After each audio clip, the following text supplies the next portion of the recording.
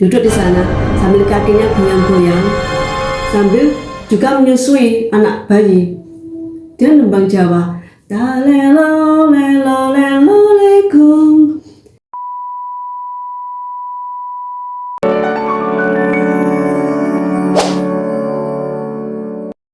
Assalamualaikum warahmatullahi wabarakatuh. Masih dengan saya Erna Badi. Terima kasih sudah klik channel ini. Kalau cerita kemarin tentang hantu tangan Mbak Sumarni yang meneror Sony sekeluarga, cerita kali ini tentang misteri sinden AC di gudang Lombok Pak Nur. Sinden seperti yang kita tahu ini adalah penyanyi spesialis Jawa yang biasanya diiringi dengan gamelan dan biasanya performnya di wayang kulit. Bagaimana dengan sinden AC di cerita kita kali ini? Tanpa banyak spoiler, yuk kita langsung cus ke ceritanya.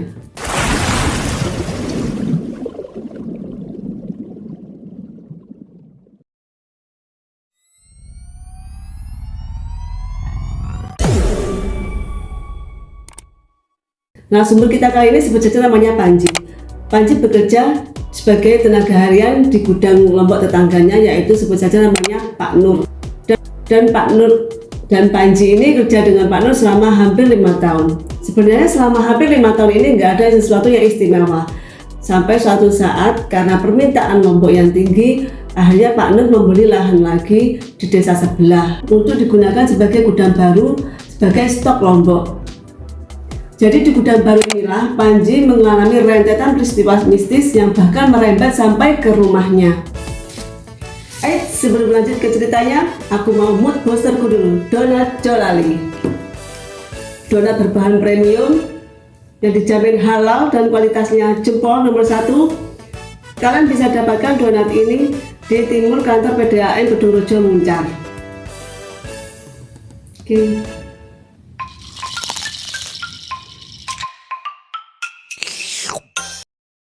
Yuk kita lanjut ke ceritanya. Jadi posisi gudang ini sangat strategis, berada di tepi jalan raya. Di depannya lapangan sepak bola yang biasanya juga menggelar event-event pagelaran. Dan di depan lapangan ini ada orang berjualan makanan minuman. Dan untuk menghandle gudang baru ini, Pak Nur menempatkan Panji sebagai leader, dibantu dengan Mawan sebagai sopir. Kemudian Pak Nur mengambil saudaranya yaitu Lukman dan Imun untuk membantu Panji. Hari pertama gudang baru ini dipakai, ternyata orderan sudah masuk. Orderan dari Jakarta dan Jawa Tengah sudah masuk. Jadi Pak Nur memutuskan untuk lembur sampai barang siap kirim. Jadi lombok-lombok yang datang itu disortir, diklasifikasikan dari klasifikasi yang A, B, C. Sedangkan kalau A untuk Jakarta, B untuk Jawa Tengah, kalau C untuk lokal. Jadi tugas Panji di sini adalah membriefing Imon dan juga Lukman mengklasifikasikan lombok-lombok itu. Setelah semua selesai, anak 4 ini berbahan di gudang. Panji yang sudah kecapean malam itu langsung tepar dan tertidur di gudang. Imon dan Lukman pamit pulang karena rumah mereka dekat dari gudang. Sedangkan Wawan yang sepaket dengan Panji, karena Wawan ini pulang sama perginya pasti dengan Panji. Jadi dia menunggu Panji sampai terbangun. Sambil menunggu Panji terbangun, Wawan minum kopi di tempatnya Pak So. Kopi Pak 1. Ya siap. Setelah membuatkan kopi, Pak So duduk di sebelah Wawan. Gimana Mas, lancar? Alhamdulillah lancar. Dulu ya Mas ya, kalau orang lewat di gudang sampean itu ngeri loh Mas, pasti lari. Loh kenapa Pak? Iya dulu itu kan ada kuburan di sana Mas, kuburannya sinden. Oh. Terus Pak, karena dia jahil akhirnya dipindah sama Ustadz Malik. Belum selesai Pak So cerita, ada orang pesen ketan 10 dan juga pengunjung lainnya yang memesan kopi. Akhirnya nggak jadi Pak Sony cerita. Kita flashback ke situasinya Panji. Panji yang sudah hampir 10 menit ketiduran ini merasa di alam bawah sadarnya ini seperti ada suara orang menyanyi. Kalian pasti pernah mengalami waktu tiduran di depan TV atau pas mendengarkan musik di HP, suara-suara itu masuk ke alam bawah sadar kita, masuk ke mimpi kita. Dan itulah yang dialami sama Panji. Panji merasa di alam bawah sadarnya ini ada suara lembut yang menyanyikan lagu Tak lelo lelo lelo legung dengan suara lembut. Suara itu menindakbubukkan Panji. Tapi kemudian Panji tersadar setelah ada seperti orang yang membangunkannya. Panji yang kaget langsung terbangun. Dia melihat ke kanan ke kiri. Gak ada orang, siapa tadi yang membangunkan aku? Kemudian di situasi ini Panji seperti diarahkan untuk menoleh ke belakang. Dan di titik inilah Panji melihat sesosok wanita berkebaya hijau dan berkain batik.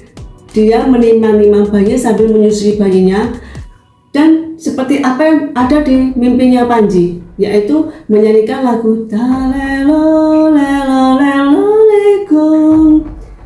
Panji langsung nge-freeze, nggak bisa bergerak, dan dia meskipun melawan sampai sekuat tenaga dia melawan untuk bergerak, dia nggak bisa bergerak. Akhirnya dia ini bertatap-tatapan sama makhluk ini, tapi nggak bisa apa-apa sampai dia itu akhirnya memaksakan diri untuk membaca ayat kursi.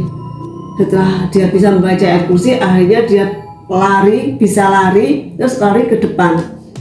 Di depan ini langsung dia duduk di sebelahnya Wawan.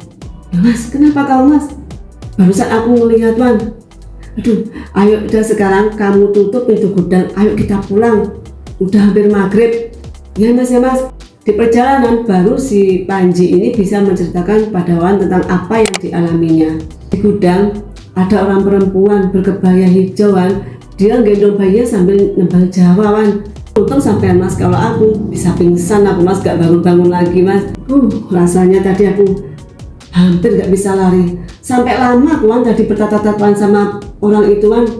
Wajahnya nih biasa, nggak hancur, nggak apa, tapi pucat, terus natapnya tuh tajam, datar gitu Wan sama aku natapnya. Lah itu tadi mas, Pak So cerita, dia tuh ngomong kalau di belakang gudang kita tuh ada kuburannya sinden, bisa jadi orang itu mas.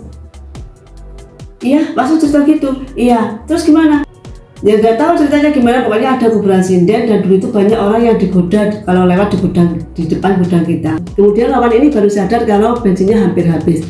Mas, mampir ke pom bensin dulu ya mas ya? Iya dah. Mereka belok ke pom bensin.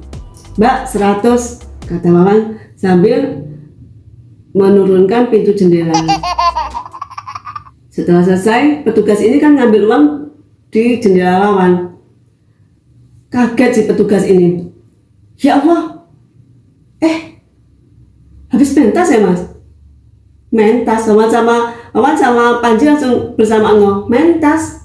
Iya mbak, habis mentas, habis ngelodruk, kata Wawan sekenanya aja sambil melanjutkan perjalanan.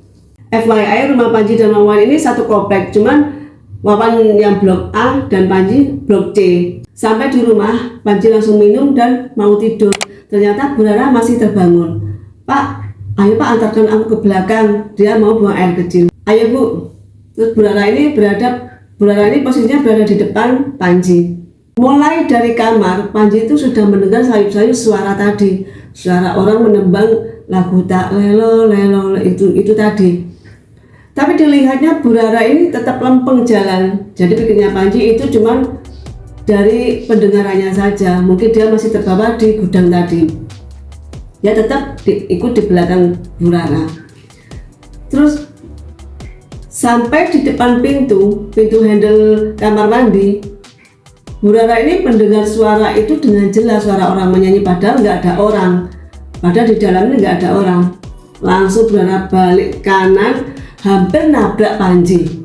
Pak, Panji pun ikut lari. Bu Rara ini ikut lari di belakangnya. Di kamar, Bu Rara yang terengah langsung ngomong, siapa tadi ya Pak ya? Itulah Bu, tadi aku Bu, di gudang barusan aku Bu, kan aku tadi ketiduran. Terus di gudang itu aku mendengar suara orang yang nyanyi kayak di kamar mandi tadi. Berarti dia ikut ke sini Pak, bisa jadi dia ikut ke sini. Ah udah Bu, nggak apa-apa, paling juga hilang sendiri, yuk kita tidur. Akhirnya orang dua ini tidur tanpa mengindahkan peristiwa tadi. Besoknya seperti biasa, Wawan menjemput Panji di rumahnya. Di perjalanan Wawan bercerita apa yang dialami istrinya. Oh berarti yang di gudang kemarin ikut mas ke rumah sampean. Bisa jadi Wan. Sesampainya di gudang, ternyata Imon dan Lukman belum datang. Anak dua ini yang memegang kunci gudang. Jadi akhirnya Panji dan Wawan nunggu di tempatnya Pak So. Pak, kopi satu Pak sama ketan. Siap. Gimana mas, lancar? Alhamdulillah Pak, lancar. Pak, Wawan memulai pembicaraan. Pak, sampean yang cerita kemarin sinden itu Pak, ternyata dia ikut tuh Pak di tempatnya Mas Panji. Iya, terus gimana? Iya, akhirnya Panji ini cerita, iya itu si AC mas, memang si AC itu jahil, karena jahil akhirnya dia dipindah sama Pak Malik itu. Waktu dipindah itu dia nggak mau pindah, akhirnya dipaksa pindah sama Pak Malik dengan minta satu syarat. Kamu tahu apa? Dia minta diemplok di belakang. Jadi Pak Malik itu ngemplok dari gudangmu itu sampai ke kuburan. Belum selesai cerita, Lukman sama Imun datang ke tempatnya Pak So. Mas Panji, itu barang-barang sudah datang mas.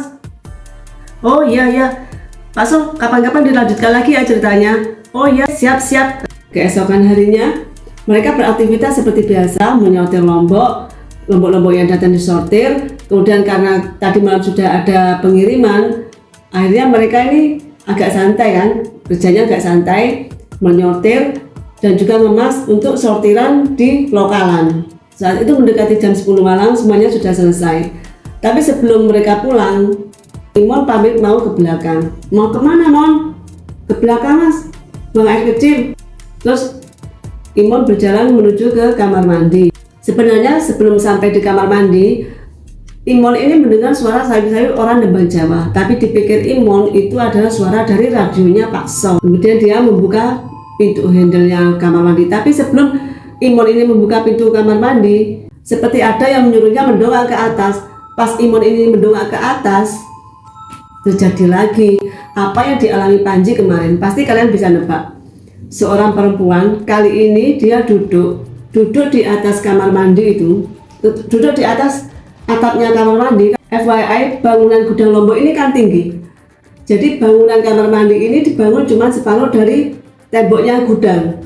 Jadi masih ada space ke atas. Dari atapnya kamar mandi ini masih ada space ke atas. Kamu bisa membayangkan kan? Duduk di sana sambil kakinya goyang-goyang, sambil juga menyusui anak bayi. Dia nembang Jawa. Talelo lelo lelo legum. Tanpa babi bu lagi, Imon langsung membanting pintu kamar mandi. Kemudian dia lari sampai hampir jatuh tersungkur di depan anak-anak. Mereka semua kaget. Panji, Wawan, dan Lukman ini kaget. Ada apa? Aduh, di sana tadi di kamar mandi, Panji sudah dia langsung notice, langsung noleh ke Wawan. Ada apa Mon?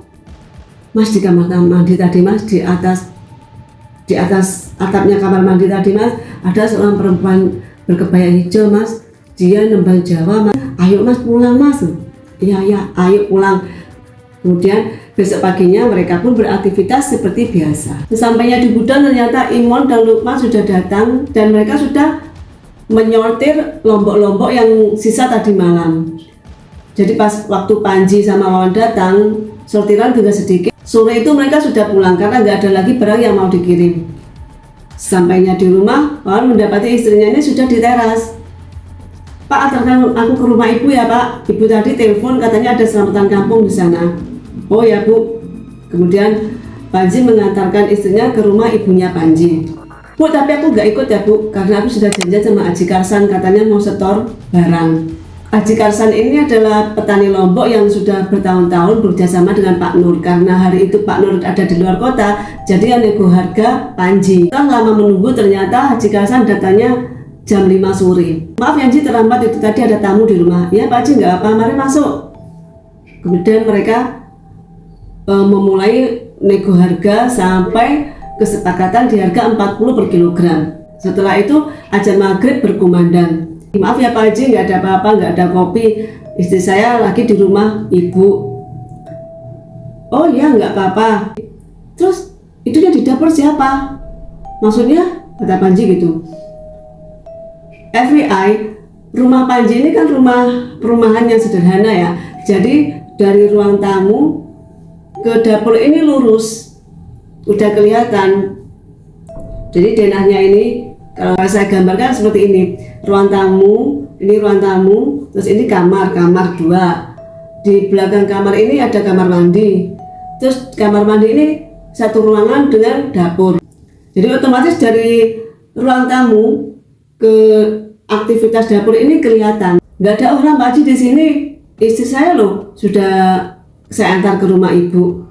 Barangkali mertua Nak Panji. Enggak, masa saya nggak tahu mertua ada di sini.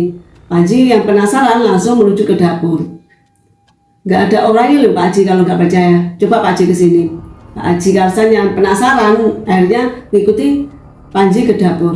Oh ya, nggak ada orang, berarti aku salah lihat. Iya, Pak Haji salah lihat kali. Walaupun dari raut muka Pak Haji Karsan ini kelihatan kalau dia tuh nggak percaya kalau dia salah lihat. Terus mereka duduk lagi di ruang tamu. Emang seperti apa yang Pak Haji lihat tadi di dapur? Itu loh Nak Panji. Dia berkebaya hijau, menggendong bayi, dan dia tuh seperti beraktivitas memasak di dapur. Dek, Panji langsung kaget.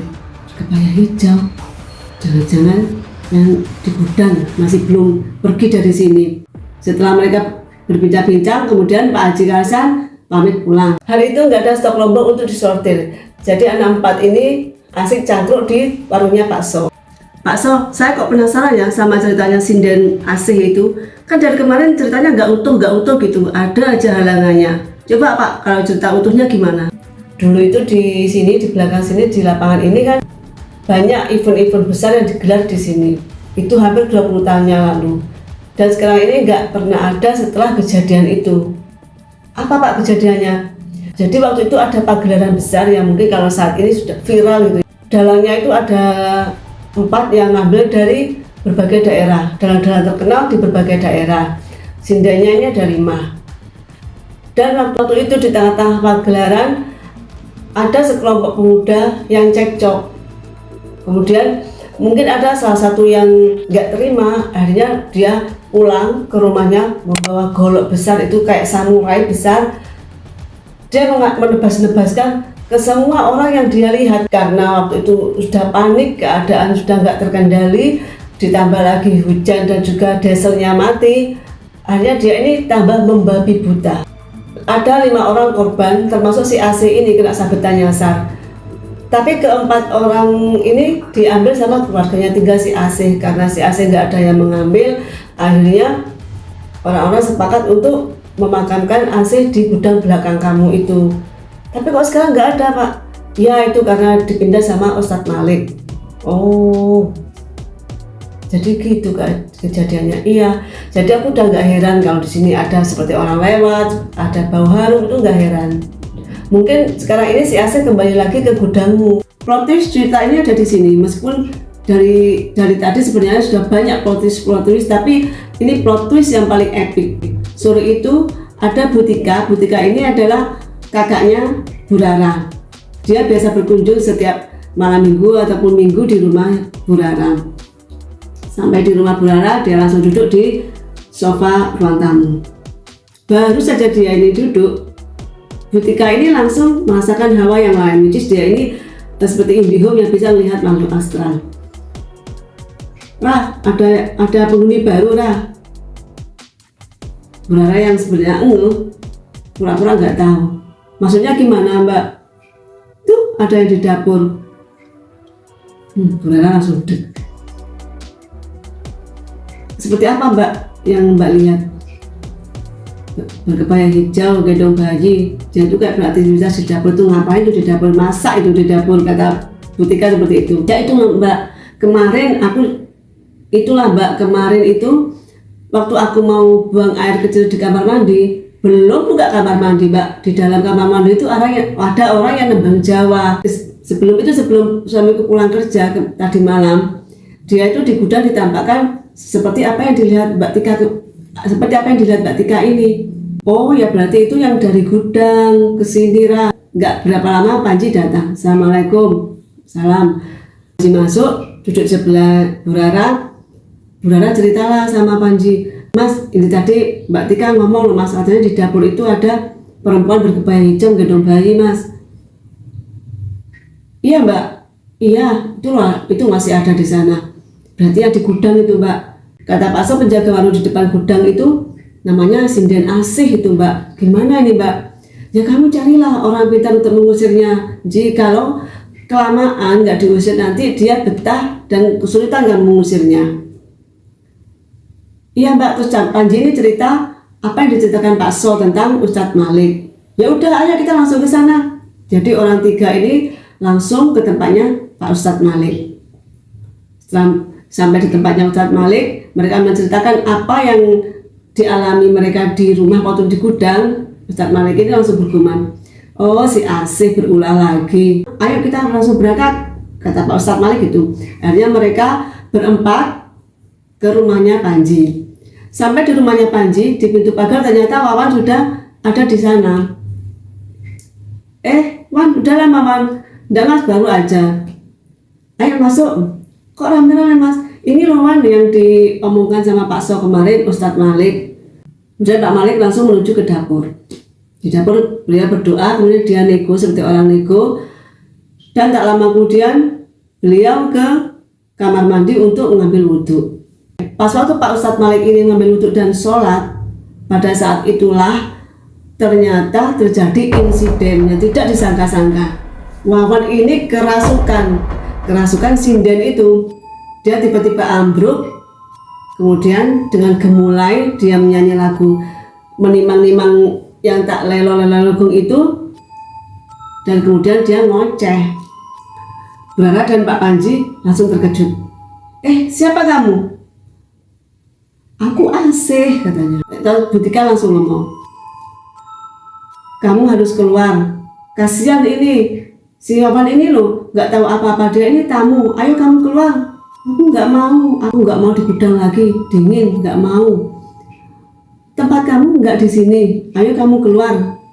Enggak, aku nggak mau, aku mau di sini saja. Lalu Ustadz Malik muncul dan ngomong lagi, Sih, kamu masih ingat aku? Ingat kamu yang pernah jahat yang mengusir aku.